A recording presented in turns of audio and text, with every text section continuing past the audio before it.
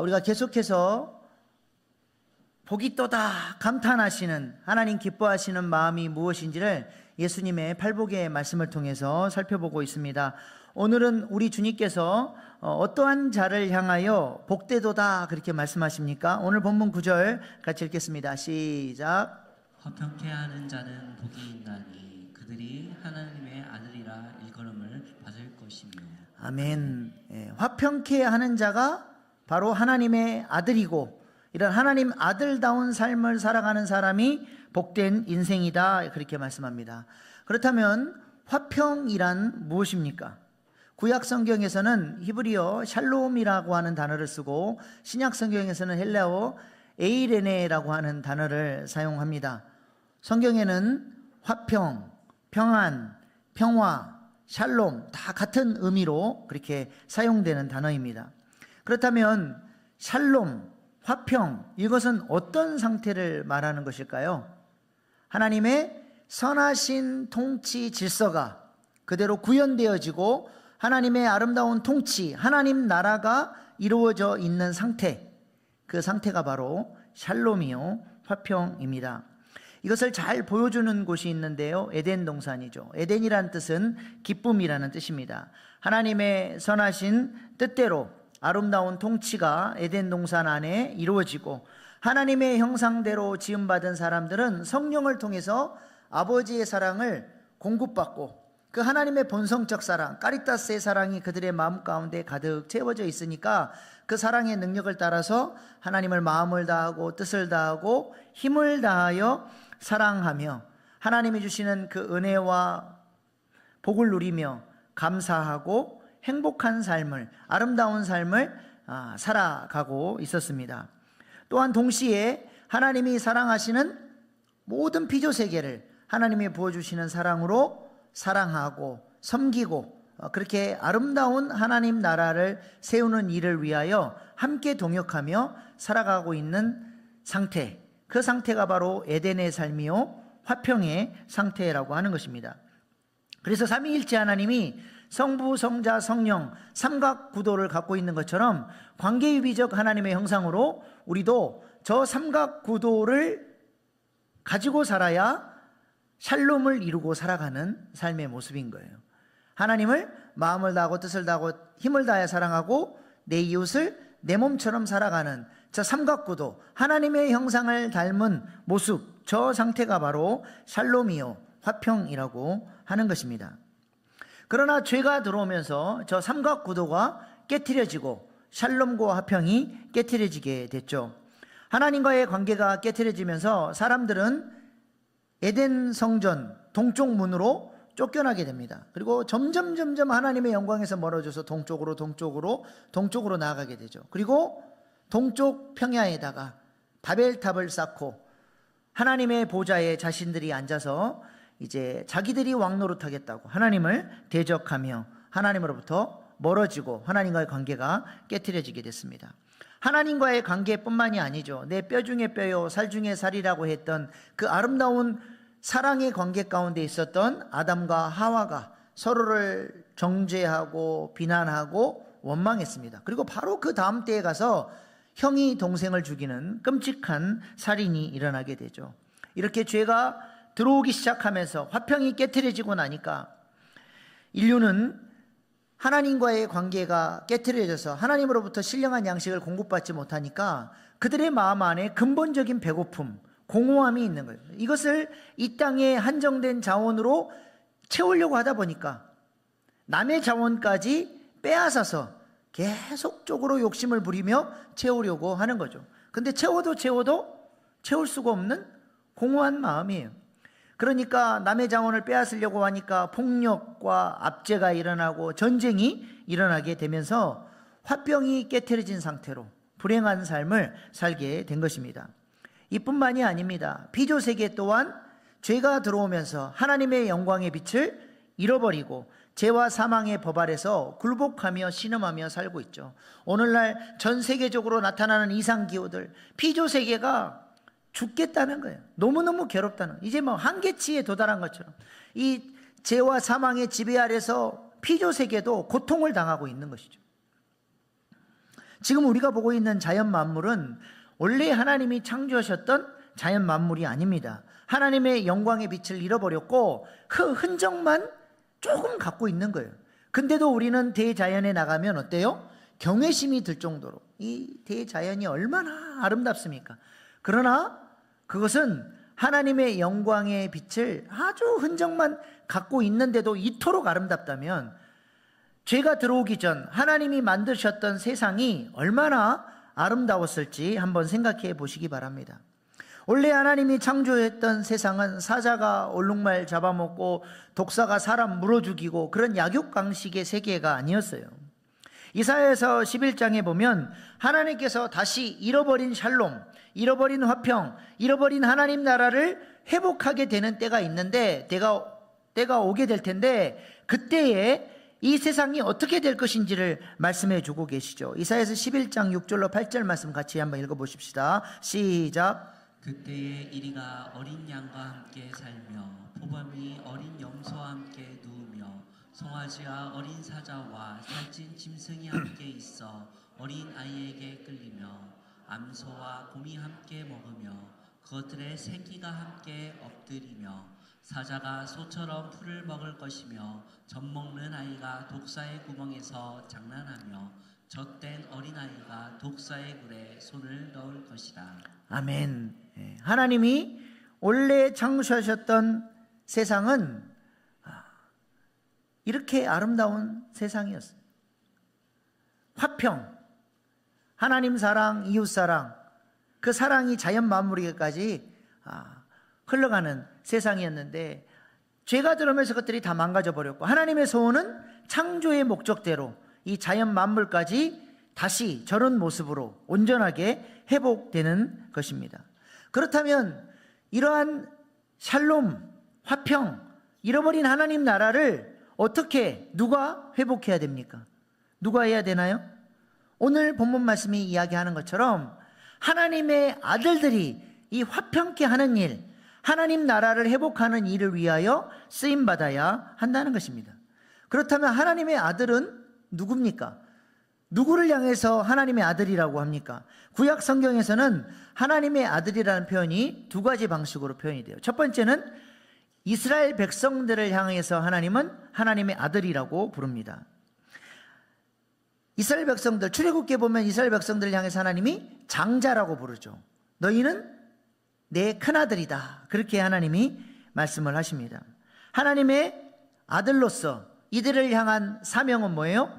가나안 땅을 정복하고 그 땅을 하나님이 통치하시는 하나님 나라, 잃어버린 샬롬과 화평을 회복하는 사명을 하나님이 하나님의 아들 된 이스라엘 백성들에게 주신 것이죠. 하나님의 아들의 사명이 뭐예요? 그러니까 화평을 회복하는 거예요. 또 구약 성경에서 하나님의 아들이라고 표현하는 존재는 이스라엘 왕들을 향해서 하나님께서 그렇게 부르셨습니다. 하나님은 다윗을 향해서도 장자라고 불렀고 솔로몬을 향해서도 내 아들이다 그렇게 말씀하셨습니다. 그러므로 아들의 사명은 뭐예요? 하나님 나라를 회복하고 화평과 샬롬을 회복하는 거예요. 왜 하나님이 그 왕들에게 기름 부어주시고 능력도 주시고 나라를 맡겨주셨습니까? 이 나라가 어떤 나라가 돼야 돼요? 하나님 나라가 돼야 돼요. 그래서 다윗이 시온 산성을 빼앗고 그곳을 수도로 삼으면서 이 도시 이름을 뭘로 바꿔요? 예루살렘. 샬롬의 도시, 평화의 도시, 하나님이 통치하시는 하나님 나라를 세우는 중심지가 바로 이 도시가 될 것이다. 나의 사명은 이 땅에 샬롬을 이루는 것이다. 그 목표를 향해서 달려갔던 다윗을 향하여 하나님은 그렇게도 다윗이 이뻐서 내 마음에 합한 자다 말씀하신 것입니다. 그러므로 하나님의 아들의 사명은 하나님의 뜻, 잃어버린 창조의 목적을 회복하고 샬롬을 회복하는 것입니다. 신약 성경에서는 하나님의 아들을 누구라고 말씀합니까? 두말할 것도 없이 우리 예수님이 하나님의 아들로 이 땅에 오셨죠. 이 땅에 예수님이 왜 오셨어요? 잃어버린 하나님 나라를 회복하고 샬롬을 회복하기 위해 오신 거예요. 마태복음 주제도 무엇입니까? 이미 천국을 예수님이 가지고 오신 거예요. 그래서 이 천국을 죽은 다음에만 누리는 것이 아니라 이 땅에서부터 침노하면서 천국을 누리고 우리가 제자 되어 땅끝까지 복음을 전하며 제자 삼고 화평하는 역사, 하나님 나라의 회복의 역사를 우리를 통해서 이뤄 가시겠다는 것이죠. 그러므로 하나님의 아들은 또 누구예요? 예수님 믿고 하나님 자녀된 우리가 하나님 나라의 아들로 부름받은 줄로 믿습니다. 그러므로 우리의 사명도 단순히 예수 믿고 천국 가는 것이 아니라 천국을 이 땅에서부터 우리가 누리고 천국을 침노하고 우리 가정을, 우리 교회를, 이 지역사회를 자연 만물에게까지 하나님의 뜻이 전달되어져서 잃어버린 샬롬을 회복하고 하나님 나라를 회복하는 것이 우리의 사명이요, 우리를 부르신 구원의 목적이라고 하는 것이죠. 그래서 하나님은 사람을 하나님 나라의 동역자로 부르시고 세우시고 창조하신 거예요. 우리를 구원하신 목적도 하나님 나라의 동역자로 왕같은 제사장으로 우리를 불러주셨다는 것입니다. 창세기 1장 28절 말씀 보십시다. 시작. 하나님이 그들에게 복을 주시며 하나님이 그들에게 이르시되 생육하고 번성하여 땅에 충만하라. 땅을 정복하라. 바다의 물고기와 하늘의 새와 땅에 움직이는 모든 생물을 다스리라 하시니라. 아멘. 여기서 복이라고 하는 단어는 바라크라고 하는 단어인데요, 찬양한다, 높인다, 그런 뜻입니다. 그러니까 복이라고 하는 것은 뭐냐면 높여주는 거예요. 하나님이 사람을 창조하시고 사람을 높여주셨습니다. 왜 높여주셨을까요? 하나님의 형상으로 그들을 세우시고 그들에게 통치의 권세를 주셔서 그들을 통해서 하나님께서 이루실 하나님 나라가 있었다는 거예요. 신약 성경 헬라어에도 복을 같은 의미로 사용하는데요, 에베소 1장 3절 말씀 보십시다. 시작. 찬송하리로다. 하나님 곧 우리 주 예수 그리스도의 아버지께서 그리스도 안에서 하늘에 속한 모든 신령한 복을 우리에게 주시되. 아멘. 흥미로운 사실은요, 찬송하리로다, 또 신령한 복 할 때 복이 다 똑같은 단어입니다. 율로게오라고 하는 히라버 단어인데요, 한 문장 안에서 똑같은 단어가 찬송으로, 복으로 이렇게 번역되어 있죠. 그 의미는 뭐냐? 좋은 말을 한다는 뜻이에요. 율로게오라는 뜻이 좋은 말을 한다. 하나님 입장에서 우리에게 좋은 말을 하는 건 뭐예요? 우리에게 복을 선포해 주는 것이죠. 우리가 하나님께 좋은 말 하는 건 뭡니까? 하나님의 은혜에 감사하고 찬양하고 찬송하고 하나님을 높이는 것이죠. 복은 높여주는 거예요. 하나님이 우리를 왜 높여주셨냐? 이 원복, 하나님께서 원래 우리에게 주셨던 복이 원복이죠. 이 원복을 주셔서 우리로 하여금 샬롬을 회복하라고 우리를 불러주시고 이 복을 주셨다는 거예요. 띄워주세요. 원복이 뭐예요? 우리 선십, 킹십 귀에 못이 박히도록 듣고 있죠. 선십이 무슨 복입니까? 하나님께서 우리 마음에 하나님의 생명, 의의 생명을 넣어주셨어요. 그러면 우리는 이 의의 생명이 가만히 있으면 안 되고 자라고 성장해 가야 돼요. 생육하고 번성하고 충만해져야 돼요. 어떻게 그렇게 됩니까? 내가 그리스도의 편지로 향기로 내 안에 예수의 성품이 잘 자라나서 나의 말하는 것이나 행동하는 것이나 나의 모든 삶의 모습 속에서 예수님이 보여줘서 그 의의 생명이 자꾸 확산되어져야 돼요. 선십, 우리의 팔복에서 네 가지, 전반부 네 가지 복이 바로 선십의 복을 얘기하는 거예요. 우리의 마음이 가난하고 애통하고 화목하고 온유하고 그 다음에 의에 줄이고 목마른 마음으로 주님을 찾아서 점점 주님을 향해서 성장해가는 선십의 역사를 말하죠. 그리고 나머지 네 가지는 뭐예요? 킹십. 그렇게 주님 닮은 모습으로 하나님의 형상으로 닮아간 사람들이, 성화의 열매를 맺는 사람들이 이제는 국률한 마음으로 청결한 마음을 가지고 하나님 나라를 위하여 화평하는 일을 위하여 헌신하고 그 일을 위해서 기꺼이 고난도 당당하는 사람으로 킹십의 사역으로 나아가게 되는 것이죠. 이를 위해서 이런 선십의 복, 하나님의 자녀가 돼서 주님을 닮아가는 사람들에게 성령을 통해서 기름 부어 주셔서 우리에게 권세도 주시고 능력도 주시고 이 땅에 자원도 주셔서 우리로 하여금 하나님 나라를 잘 섬겨갈 수 있도록 복을 주시고 능력을 주셔서 주님 나라의 동역자들로 우리를 하나님이 불러 주셨다는 것입니다. 그래서 하나님은 저 원목을 사람들에게 주시고 어떤 일을 맡기셨어요? 하나님께서 세상을 아름답게 창조하셨지만 사람의 섬김이 들어가면 더 아름다워지도록 하나님은 그렇게 창조하셨어요. 이것을 잠재적 아름다움, 현재적 아름다움이라고 합니다. 잠재적 아름다움은 하나님이 세상을 아름답게 창조하셨지만 사람의 섬김이 들어오면 더욱더 찬란하게 꽃을 피우고 영광스러워지도록 그런 잠재적 아름다움을 가지고 창조를 하신 거예요. 그리고 사람의 섬김, 하나님의 마음으로 이 세상에 사랑을 전하며 섬길 때에 현재적 아름다움으로 더욱 아름답게 세상이 만들어졌다는 것이죠. 그래서 창세기 2장 4절 5절 말씀 보십시오. 시작. 이것이 천지가 창조될 때에 하늘과 땅의 내력이니 여호와 하나님이 땅과 하늘을 만드시던 날에 여호와 하나님이 이 땅에 비를 내리지 아니하셨고 땅을 갈 사람도 없었으므로 들에는 초목이 아직 없었고 밭에는 채소가 나지 아니하였으며. 땅을 갈 사람이 없으니까 들에 초목이 없고 밭에 채소가 없대요. 사람의 섬김이 들어가야 더욱 아름다운 세상으로 변화되어져 간다는 것이죠. 그래서 창세기 2장 15절 말씀 보세요. 이것이 우리의 사명이에요. 시작. 여호와 하나님이 그 사람을 이끌어 에덴 동산에 두어 그것을 경작하며 지키게 하시고. 아멘. 에덴 동산에서 하나님이 사람들과 함께 동역하면서 이 에덴 동산이 더욱 아름다운 하나님 나라가 되도록 사람을 하나님이 사용하셨다라고 하는 것입니다. 그러므로 우리의 사명, 예수 믿고 하나님 아들 된 우리의 사명 또한 뭐예요? 샬롬을 이루어가는 거예요. 그렇다면 우리의 모습을 좀 돌아보십시다. 우리는 하나님의 아들의 사명을 잘 감당하고 있습니까? 우리가 어떻게 화목을 이루며 하나님 나라를 세워가고 있습니까? 우리에게 화목케 하는 하나님 아들의 능력이 우리 안에서 흘러나오고 있습니까? 거창하게 이 지역사회와 자연 만물까지 가기 전에 최소 반경까지는 영향력이 흘러가야 되지 않겠습니까? 최소 반경이 어디예요? 우리의 가정이죠.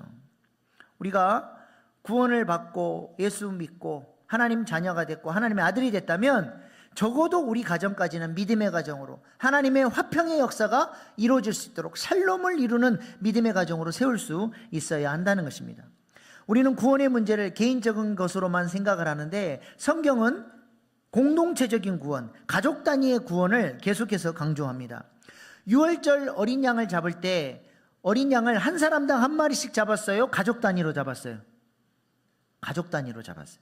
출애굽기 12장 3절 말씀 보세요. 시작. 너희는 이스라엘 온 회중에게 말하여 이르라. 이 달 열흘에 너희가 각자 어린 양을 취할지니 각 가족대로 그 식구를 위하여 어린 양을 취하되. 아멘. 각 가족 수대로 어린 양을 잡고 그 어린 양의 피를 문에다 발라놓으면 그 가족이 한꺼번에 구원을 받는 거예요. 이 말은 아버지가 믿음이 좋으면 자녀도 동시에 구원을 받는다는 게 아니에요. 구원은 개인적인 거예요. 우리 자녀가 구원받으려면 하나님을 인격적으로 고백하고 구주로 영접을 해야 돼요. 근데 이 말은 뭐예요? 진짜 구원받은 사람이라면 그 구원의 영향력이 최소 반경인 가족에게는 흘러갈 수밖에 없다는 것입니다. 그래서 고넬료만 구원받은 게 아니라 고넬료가 제대로 구원을 받으니까 그와 그의 모든 가족이 함께 구원을 받게 되죠. 사도행전 11장 13절 14절 시작. 그가 우리에게 말하기를 천사가 내 집에 서서 말하되 내가 사람을 요바에 보내어 베드로라 하는 시몬을 청하라. 그가 너와 내 온 집이 구원받을 말씀을 내게 이르리라 함을 보았다 하거늘. 그가 너와 내 온 집이 구원받을 말씀을 내게 이르리라. 빌립보성에서 만난 루디아만 구원받은 게 아니라 그와 그의 가족이 다 같이 구원을 받았습니다. 사도행전 16장 15절 시작. 그와 그 집이 다 세례를 받고 우리에게 청하여 이르되 만일 나를 주 믿는 자로 알거든 내 집에 들어와 유하라 하고 강건하여 머물게 하니라. 아멘. 또 빌립보 감옥의 간수도 온 가족이 함께 구원을 받습니다. 사도행전 16장 31절. 이르되 주 예수를 믿으라 그리하면 너와 내 집이 구원을 받으리라 하고. 아멘. 구원은 지극히 개인적인 구원이지만 그 구원의 은혜를 받은 사람이 구원의 영향력을 최소 반경인 가정에게는 흘려 보낼 수 있다는 것입니다. 개인의 구원은 공동체적 구원으로 확산이 된다는 것이죠. 그래서 하나님께서 안식일을 어떻게 지키라고 말씀하셨어요? 출애굽기 20장 8절로 10절 말씀 보세요. 시작. 안식일을 기억하여 거룩하게 지키라. 엿새 동안은 힘써 내 모든 일을 행할 것이나 일곱째 날은 내 하나님 여호와의 안식일인즉 너나 내 아들이나 내 딸이나 내 남종이나 내 여종이나 내 가축이나 내 문 안에 머무는 객이라도 아무 일도 하지 말라. 아멘. 안식일 예배를 통해서, 주일 예배를 통해서 은혜를 많이 받았으면 그 은혜가 마땅히 어디까지 흘러가야 돼요? 우리 가족에게. 안식일의 은혜가 최소 반경인 가족에게는 흘러가야 된다는, 내 배우자, 내 아들, 내 딸, 심지어는 어디까지? 집에서 기르는 짐승에게도 이 은혜의 혜택이 흘러가게 해야 된다는 것입니다. 돌아가신 탤런트 고 김수미 집사님은 예수 믿기 전에 불안 증세에 시달렸습니다. 아침에 눈을 뜨면 소주 반컵 딱 따라서 원샷을 해야 기분이 묘해지면서 그 술 기운의 하루를 시작할 수 있을 정도로 불안 때문에 살 수가 없는 인생을 살았어요. 그러다가 예수님을 만나고 그의 마음에 평안이 찾아오고 나니까 그가 뭐라고 간증해요? 자신의 집에 강아지 2마리를 키웠는데 세상에 이 강아지 2마리도 자기가 은혜 받은 것을 알더라는 거예요. 집에서 키우는 강아지에게도 그 은혜가 흘러간다는 겁니다. 이렇게 은혜는 최소 반경, 가정까지는 흘러가야 하는 것이죠. 올해 우리 교회 표어가 뭐예요? 네? 보혈의 능력을 경험하는 교회. 6월절 어린 양 되시는 예수님의 보혈의 은혜가 나에게만 적용되는 게 아니라 우리 최소한 우리 가족에게는 그 능력이 흘러가야 하는 것이죠. 여러분의 자녀들 예수님 잘 믿으십니까? 물어보면 목사님 곧 돌아올 거예요. 걱정 마세요. 기도하십시오. 백업 기도로 우리 자녀들 기회가 있을 때마다 복음을 전하고, 자녀들 하나님 두 손에 올려드리셔요. 하나님 우리 아들 지금 두 손에 올려드립니다. 십자가에서 하나 주시고 그 신성한 교환으로 바꿔주셔서 우리 아들의 죄, 그 수치, 그 모든 절망들, 그 아픔들 주님께서 다 가져가시고 8가지 약속하신 그 풍성한 복이 우리 자녀들에게 흘러들어가게 하셔서 그들도 믿음의 자녀 되게 해주십시오. 계속 반복적으로 잘라서 올려드릴 때 하나님께서 그 기도를 사용해 주시리라 믿습니다. 믿음의 어머니, 믿음의 아버지의 기도의 자녀들은 결코 망하는 법이 없습니다. 우리가 그렇게 기도로 보혈의 능력을 전수하고 최소 반경 우리 가정을 샬롬, 화평의 하나님 나라로 그렇게 세워갈 수 있기를 소망합니다. 그 다음에 하나님의 아들들이 화목을 회복해야 할 곳이 어디예요? 가정을 넘어서 이제 이 교회가 그렇게 하나님 나라를 위해서 화평케 하는 일을 위해서 쓰임받는 일을 위해서 우리가 같이 동역해야 하는 거예요. 어느 날 새끼 사자가 엄마 사자에게 물었습니다. 엄마, 우리 사자는 왜 목에 갈기털이 이렇게 무섭게 생겼어? 우리는 초원의 왕이니까. 엄마, 우리는 왜 이렇게 발톱이 강하게 생겼어? 초원을 질주하며 초원을 다스려야 하니까. 엄마, 우리는 왜 이렇게 이빨이 날카롭게 생겼어? 먹이를 발견하면 한 번에 끝내버려야 되니까 우리에게 이렇게 강한 이빨이 있단다. 그랬더니 아기 사자가 의아해하면서 엄마에게 이렇게 묻습니다. 엄마, 그런데 우리는 왜 이렇게 동물원에서만 놀고 있어? 오늘날 교회가 동물원에 웅크리고 앉아있는 사자처럼 야성을 잃어버리고 위축되어 있지는 않습니까?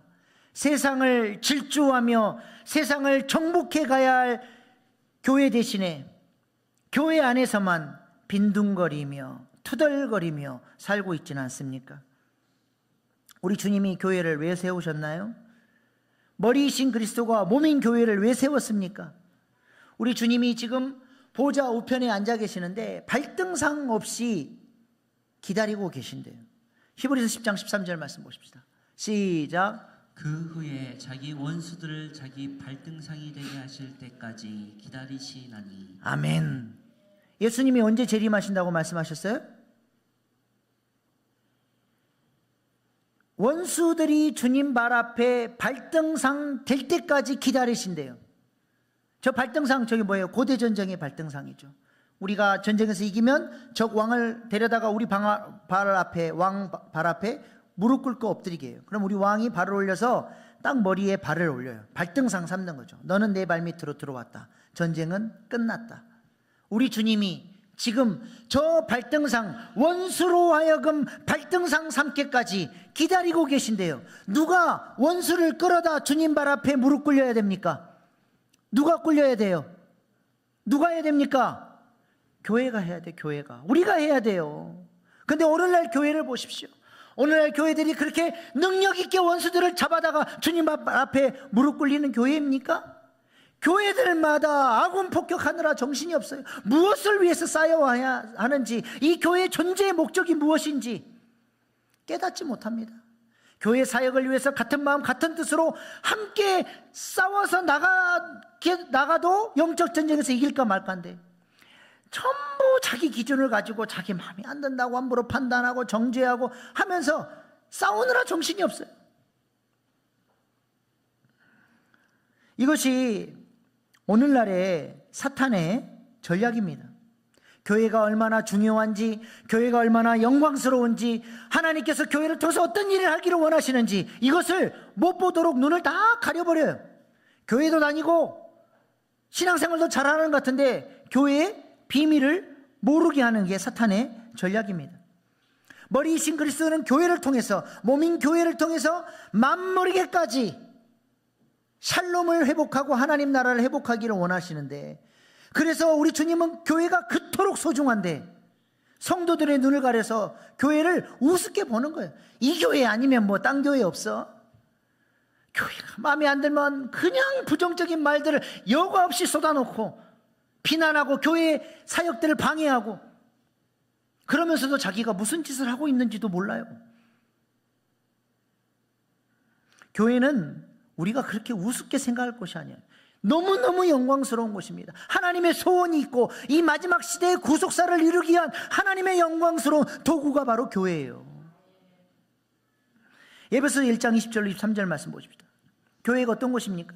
함께 읽겠습니다. 시작. 그의 능력이 그리스도 안에서 역사하사 죽은 자들 가운데서 다시 살리시고 하늘에서 자기의 오른편에 앉히사 모든 통치와 권세와 능력과 주권과 이 세상뿐 아니라 오는 세상에 일컫는 모든 이름 위에 뛰어나게 하시고 또 만물을 그의 발 아래에 복종하게 하시고 그를 만물 위에 교회의 머리로 삼으셨느니라. 교회는 그의 몸이니 만물 안에서 만물을 충만하게 하시는 이의 충만함이니라. 아멘. 그대로 띄워놓으세요. 하늘에 속한 모든 통치와 권세와 능력과 주권을 하나님이 예수님에게 충만하게 전달합니다. 그리고 예수님은 교회의 머리로서 그 모든 충만함을 몸인 교회에 그대로 전달해 줘요. 그리고 교회는 이 충만함을 가지고 만물까지 충만케 하고 하나님이 통치하시는 나라 샬롬을 이루도록 만물을 충만케 하는 일을 위하여 교회가 부름받았대요. 얼마나 영광스러운 교회입니까? 저 보세요. 만물을 그의 발, 예수님 발 아래 복종했어요. 예수님이 왕으로 등극하셨어요. 만물은 왕이신 예수님께 복종해야 돼요. 근데 만물 위에 교회, 만물을 충만케 하는 교회가 만물 위에 있는 거예요. 이 교회의 머리가 예수님이에요. 교회는 예수님의 몸이에요. 만물 안에서 만물을 충만케 하시는 이 하나님의 충만함이 예수님을 통해서 교회에 전달이 되고 이 교회가 만물을 충만케 한대요.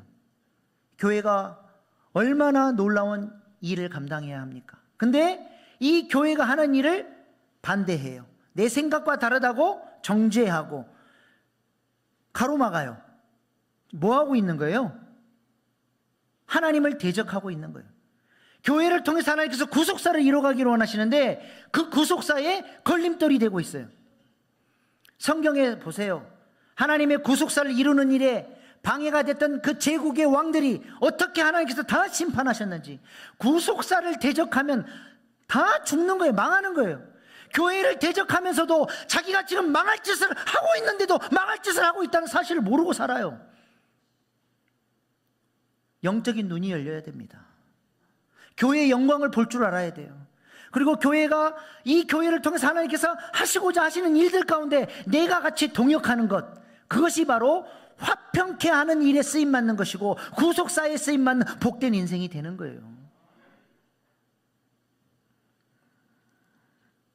그래서 사도 바울은 우리가 구원받고 은혜 받은 이유가 뭐냐? 이렇게 얘기합니다. 빌립보서 1장 29절 시작.